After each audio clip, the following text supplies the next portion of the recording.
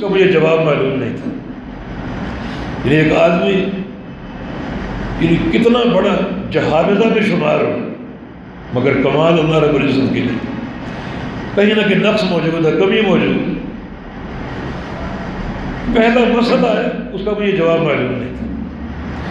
پھر میں نے کس سے رجوع کیا اور اس کا جواب سمجھا اور پھر میں نے فیصلہ صادر کیا. اور محمد بن تیمیہ رحمہ اللہ یہ علماء تابعین میں سے، علقمہ بن وقاص اللیثی ان کے بارے میں اختلاف ہے، صحابی تھے یہ تابعی تھے، دونوں قول میں تھے. کچھ ان کو صحابی شمار کرتے ہیں اور کچھ کبار تابعین میں سے. تو پھر اس میں تابعین کے تینوں رنگ موجود ہیں، تینوں رنگ.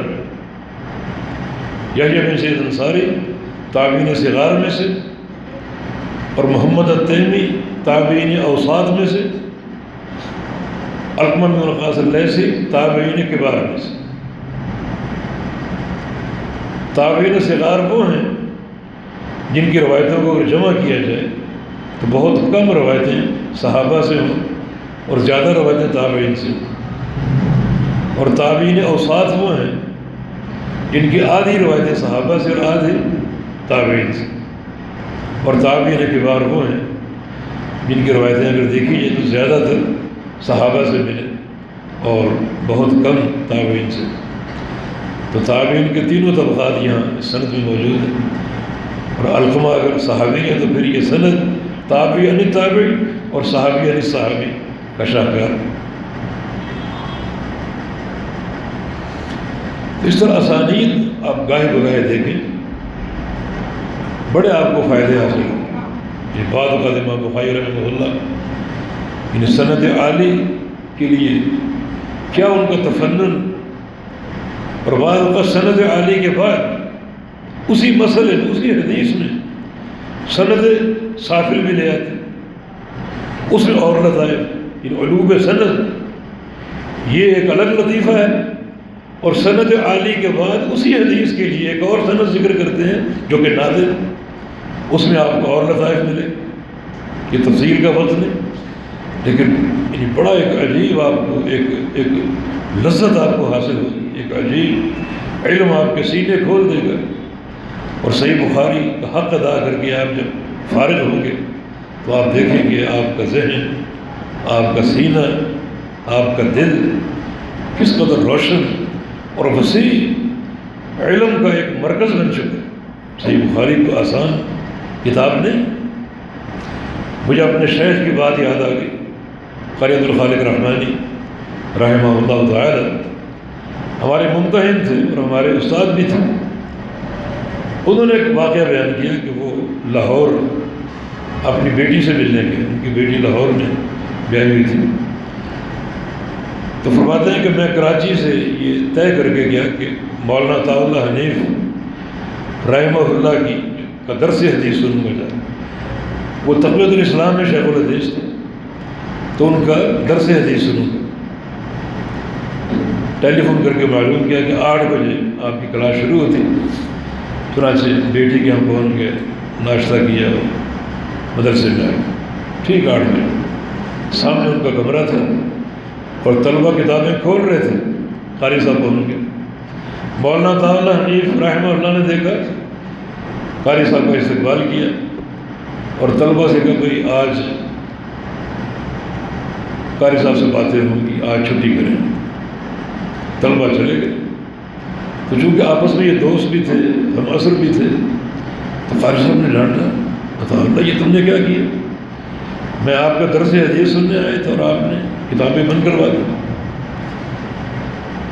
کہا قاری صاحب اصل بات یہ ہے کہ صحیح بخاری اس وقت دنیا میں 3 محدثین پڑھا رہے ہیں، باقی مجھ سمیت سب صحیح بخاری سے کھیل رہے ہیں، سب کھیل رہے ہیں. صرف 3 محدثین اس کا حق ادا کریں.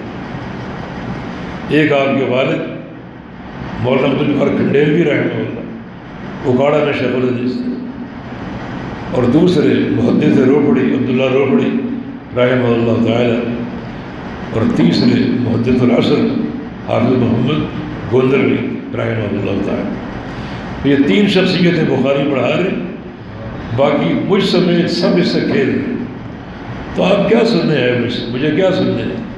اگر سننے کا شوق ہے تو وہاں جائیں، اکاڑا جائیں، لاہور جائیں، گجرانوالہ جائیں، تو وہاں جا کر سنیں۔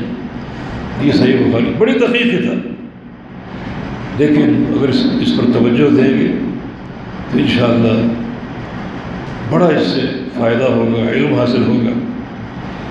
ایک چیز میں اور پیش کروں گا، جب صحیح بخاری شروع کر دی اللہ کے فضل سے، تو کوشش کریں ہر حدیث کی تائید قرآن سے ڈھونڈنے کی، اور مل جائے گا، تاکہ ان بد عناصر کا منہ بند کیا جائے جو حدیث کا انکار کرتے ہیں۔ دنیا پر ثابت کرو، واضح کرو کہ قرآن اور حدیث دونوں کا مدلول ایک ہے، دونوں کا مدلول ہے، ان میں کوئی اختلاف نہیں۔ جیسے کتاب التوحید ہے امام بخاری کی، اس میں لگ بھگ 100 کے قریب باب ہیں، اور ہر باب قرآن پر قائم، ہر ترجمہ قرآن پر قائم، نیچے حدیث۔ آپ قرآن کی آیت پڑھیں اور وہ حدیث پڑھیں، آپ پر یہ بات واضح ہوگی کہ قرآن اور حدیث دونوں کا ایک ہی مطلب ہے۔ رحم اللہ البخاری، رحم اللہ پر رحم، بڑا ایک نفیس علم دیا اس کتاب توحید کے۔ دیکھیں نا، پہلی حدیث انما الاعمال بالنیات، یعنی اعمال کی صحت اور قبولیت نیت کے ساتھ۔ اس حدیث کو علماء نے تأصیل قرار دیا۔ کچھ حدیثیں ایسی ہیں جو تأصیل کا درجہ رکھتی ہیں، ایک اصل بیان کر رہی ہیں، ایسا اصل کہ سینکڑوں مسائل اس پر متفرع ہوتے ہیں۔ اب اس کا معنی یہ کہ ایک تو عمل کی صحت نیت کے ساتھ، اور عمل کی قبولیت بھی نیت کے ساتھ۔ کل جب قیامت قائم ہوگی، عمل کا اجر بھی صحیح نیت پر مرتب ہو، تو یہ نیت یہاں بھی مطلوب ہے، اور قیامت کے دن اس کی اہمیت